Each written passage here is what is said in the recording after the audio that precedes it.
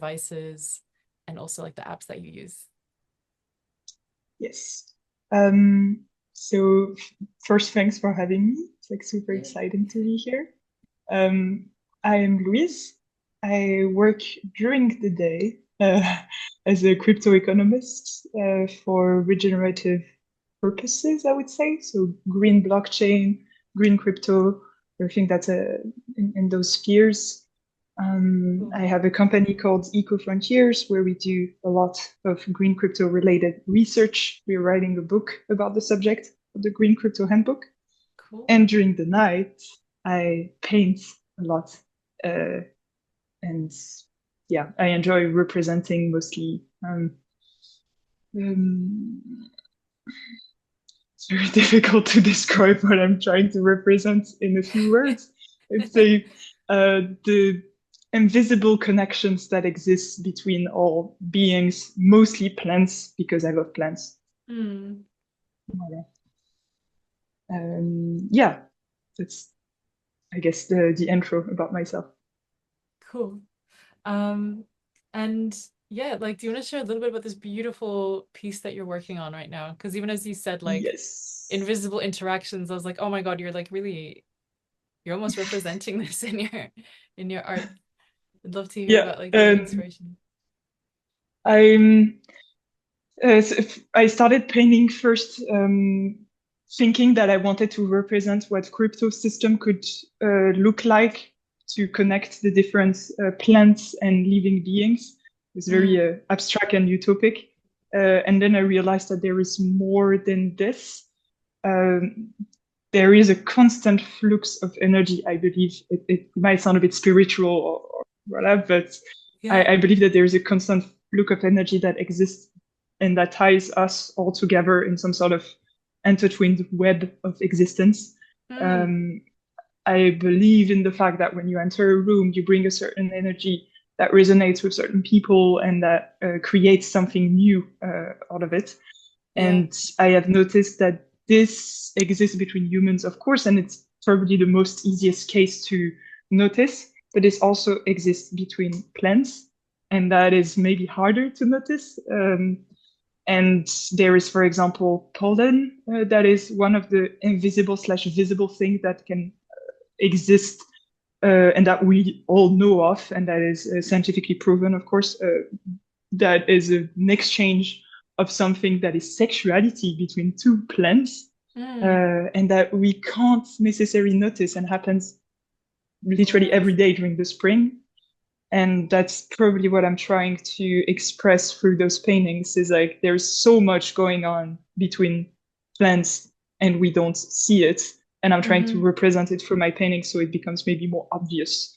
And I Mm-hmm. represent it with a lot of colors, a lot of forms. It has something psychedelic to it. Mm-hmm. Um, yeah. Yeah, definitely. I also like feel like some of these abstract things that you represent can also, yeah, they can also represent relationships or like phenomena that happens between things. Because I feel like in a way Yes. where our interactions on the web keep Mm, helping us, or like take us back to like nature again and again and again, even the word web. Like we keep yes. coming back to these patterns. Um, is there anything in your like who you are in your digital world? Do you think that um reveals something about you in terms of like how you see the world? Mm, I think, yes, definitely. I'm someone personally who maybe have, I'm more an observatory person than an active person in general. Mm-hmm. I tend Mm-hmm. to observe a lot and I don't participate naturally in groups, even though that's Mm-hmm. been changing with years. But initially, as a kid and as a young woman, this is who I was more Mm-hmm. uh, observationing, and I think that that represents a lot the behavior that I have online as well. Where for Mm-hmm. years I used to have social networks to observe Mm-hmm. what other people were doing and how they were interacting, and that was kind of a window into human interaction to see, okay, so this is how Mm. people make jokes, this is how people have opinions, and I was a lot in that observation. And as I grew more into myself and my individuation and having my own opinions, also my participation on the web changed, and I tried to be more active and to bring something that represents me and is more personal Yeah. than just observing, if that makes sense. So Yeah. the interaction became went from passive to active as I grew. So Hmm. Hmm. I feel that a lot actually. That really resonates, and that's something now that you've put it into words, it kind of feels nice. As a reminder that like, yeah, you can also take on, a lot of us are observers in this space. But the yes, attention goes to the people who are obviously like proactive and active, um, and producing and talking and expressing. Um, yeah. but how has your like expression developed? Like, do you have a certain avatar or a certain like way of being you'd say that takes place when you're like interacting online? Mm, yeah, yes, of course. I think in my case, it's mostly professional because Mm-hmm. I work in crypto and a lot of interactions are happening online. So I think Yeah. that my digital self is my professional self. I Mm-hmm. see it that way. And I don't think I have much personal stuff going on online. Mm-hmm. And I like it that way. I think I try to draw a line that's pretty strict. Mm-hmm. Um, so I it's I try to be very conscious of what I bring online because I know that um, it's there forever, basically, Yeah. and it's also watched by a lot of people, and it can be watched by a lot of people because most of the web today, if you don't know how to the if you're not aware of how to speak in a private way, then nothing is private, Mm-hmm. and Mm-hmm. that's something to be that I'm very careful with. Mm-hmm. So That's super good. That's good. Because I feel like our generation definitely is like an experimental generation. oh yeah, oh yeah, Um, yeah, yeah. Mostly with AI and the fact that GPT or any AI, right, like feeds yeah. itself on the inputs that and the discussion that we have with it, and that now Yeah. the different AI are that we can't even tell on which data they're feeding, right? Like they're feeding on Yeah. the discussion we have with it, and I think that no other generation did that in the Mm, past. It's very we yeah. are the the first. Absolutely. And I feel like this has forced us to think so much about how people perceive us and how we Hmm. express like that loop of like what do you express and how do people perceive, and the fact that I think we also like don't realize like all the marketing jobs has have or this idea that we should be marketing in our jobs, in our Hmm. companies or whatever in this space, that also feeds into this idea of like how we're perceiving things. um Yeah. and yeah, like I feel like how we express our creativity has almost had to like fast track and change, and that's why I like the abstract art, like coming back to something that feels like it can be perceived in any way. um Yes. like my doodles are more abstract these days. I don't really like represent anything. uh Yeah. yeah, I you think know. it feels good to have abstract forms because Mm, now with at some point I was more leaning towards realistic art and realistic plants and so on, like plants that really existed. I like sat in front of the plant and tried to represent it as best as I could. mm-hmm, And with technology, I'm like always coming back to the idea, which may be a bit stupid, but doesn't matter. I think technology can do it so better than me. What can I bring in terms of creation that technology can't really mm, render? I feel that professionally as well. What ID can I create that hasn't been fed into AI already and can be created by an AI?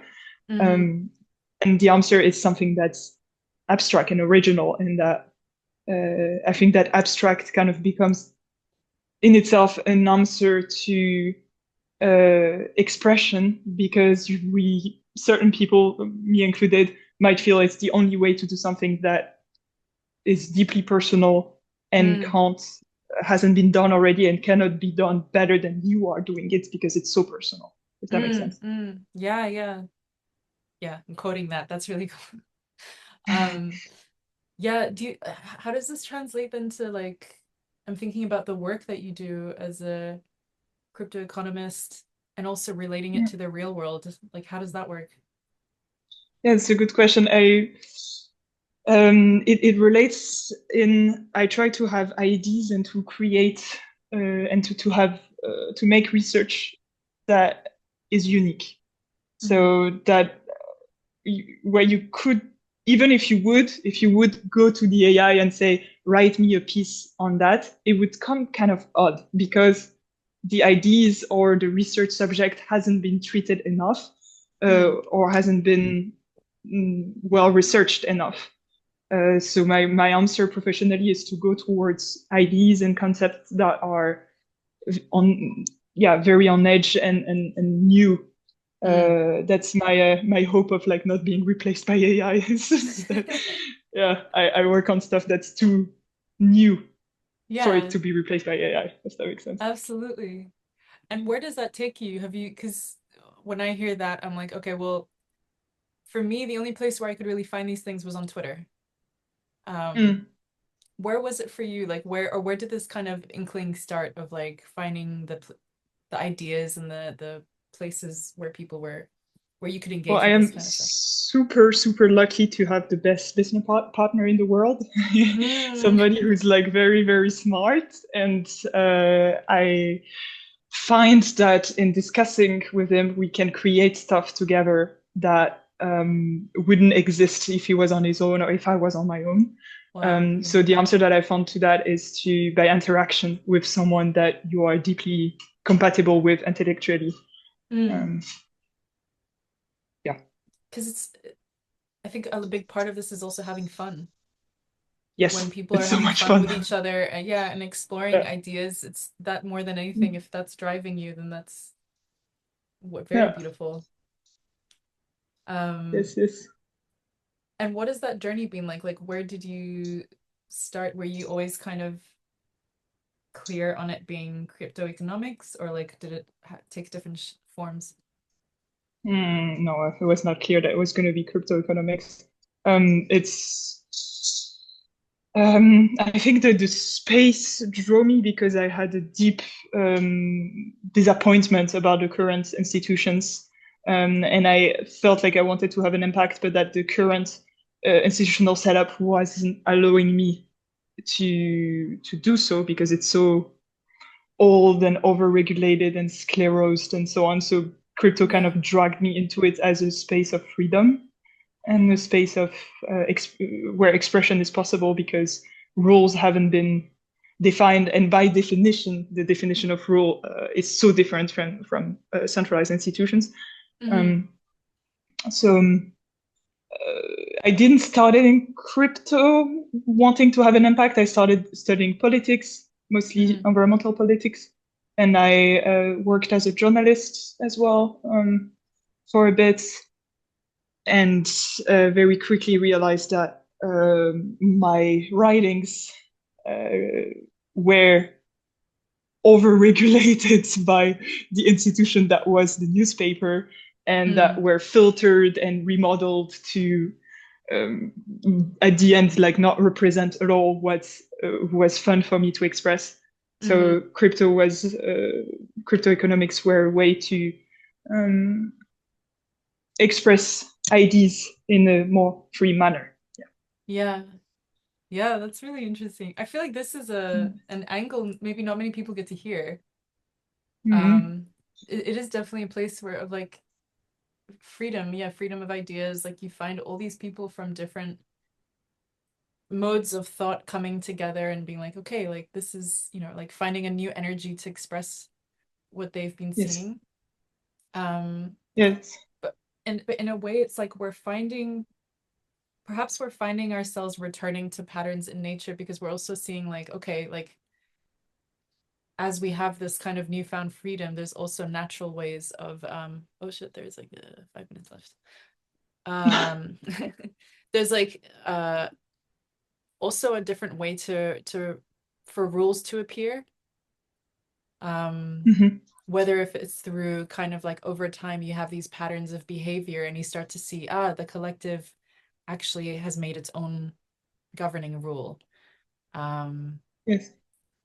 how have you Yeah, seen yeah, that and I like feel practically? Or um yes. Unfortunately, as you probably know, crypto has gone more and more mainstream. I don't know if it's good or bad, but Mhm. with that also has come a wave of projects that are investable, and because they are investable, they correspond much more to um, more traditional products, and they are more profit driven. So the idea of community and decentralization slowly but surely is wearing off. I feel. I don't know if it makes me old to say that, but probably. Mm, And I I have seen projects, and I have been part of projects that had very high ethical and moral values mm, in terms of decentralization, democracy, community, and those projects eventually were all confronted by the problem that eventually you need money and you need funding. mm, And to do so, you have to respond to certain aspect of the market. So where is the balance between protecting mm. your ideals um, and just feeding a team in a Yeah, sense of yeah, people, yeah. Yeah, right? So there really, is always a compromise to be done there. yeah.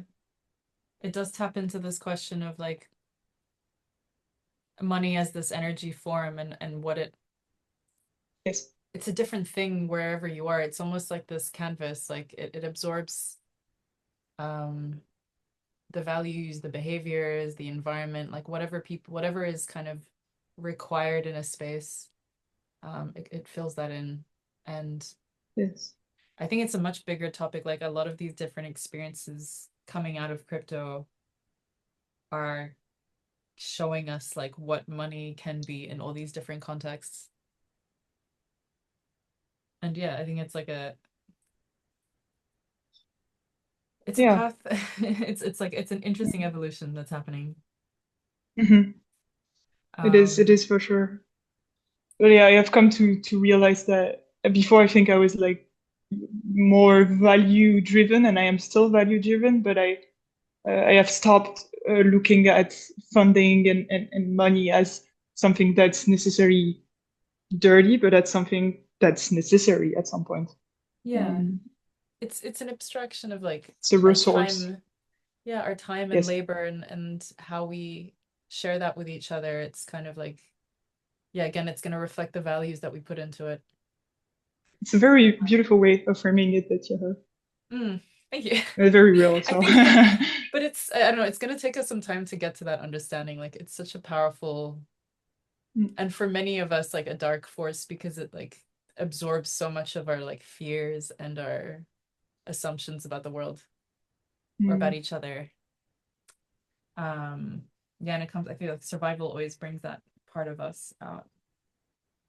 Um, we only have, okay, so some minutes left.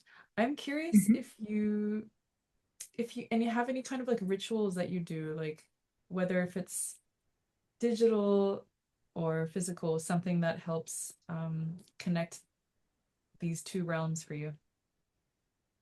Mm. Um, is it toxic? Can it be toxic rituals, or does it need to be Sure. regenerative No, rituals?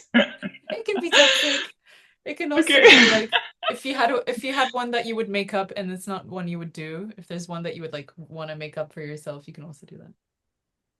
I think I'm a Oh shit. very obsessive person, Yeah. and I may have used AI in an obsessive way Mm, um, to understand human behaviors.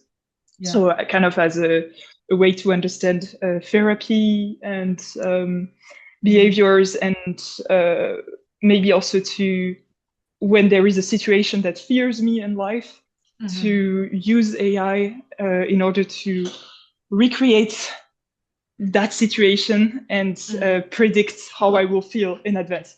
I don't know Mm-hmm. if it's clear, but that's very That's clear. toxic. That's I don't invite people to do that. This is not good. And also, if you do it, don't use name ever. Yes, very important. I'm finding it really useful for the tough emotional situations, the things that are really complex Mhm. that would take a toll on anyone I talk to. So I can kind of see why, yeah, like if you were to do this in a conversation with someone, it would take a big toll on them because you're simulating the thing that you fear most. Is that Yeah. correct? Yeah. That kind of, Yes. I get that. I get that. And it, yeah, like Yes. what part do you think is toxic? The fact that it can get addictive? Yeah, I think that like when you have a obsessive personality, if you go into something that can that has immediate reactivity, that's the Yeah. thing. Like when you obsess about a subject and that subject can be responds immediately, Mm. then you get into loops because there is nothing stopping the obsession.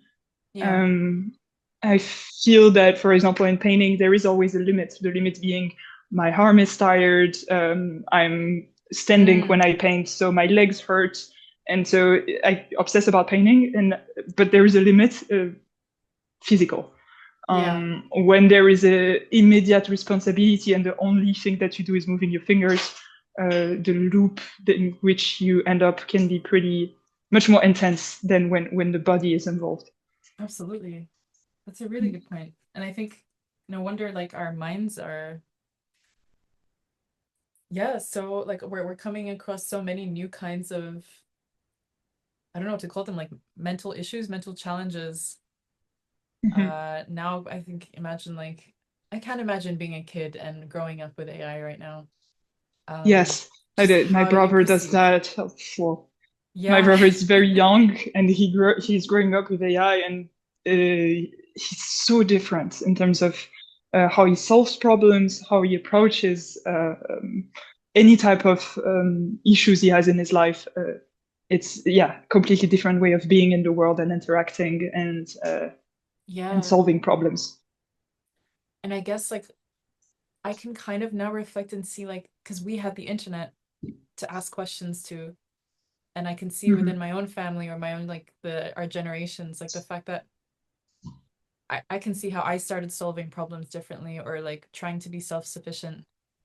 Yes, Now then now if yes, like yes. hearing about your brother, like surely that's gonna be even more like Yeah. people are gonna be more self-sufficient because they're able to do so much more. Mhm. Yeah, and he is very self-sufficient for sure. Yeah. Yeah, that's like really interesting topics. And Yeah. finally, to end, I'm curious if you have any unexpected beliefs you hold about technology that might actually surprise other people. Hmm. That's a good question. Let me think about it for a second. Unexpected belief that might surprise people. Yeah. Um,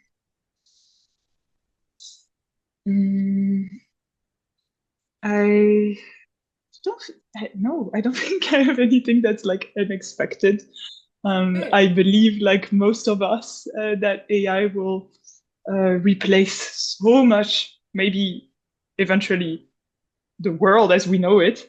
But I Yeah. don't think that it's exceptional to think that. I think most people do believe in it. Maybe in the sphere that I work on, which is more specifically the field of green crypto, I Mm-hmm. believe that people don't realize yet um, the impact that blockchain will have for green crypto assets Hmm. or green assets in general, and how it's going to redefine completely the way impact funding and green assets are produced and conceived. That specific realm, I think, is still quite unexplored.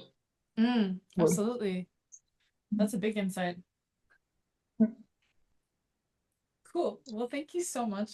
I really awesome. enjoyed Well, this. thank you. Me too. Me too. Yeah. Me too. And it's so nice to look up at the screen and see you paint this. This is so beautiful.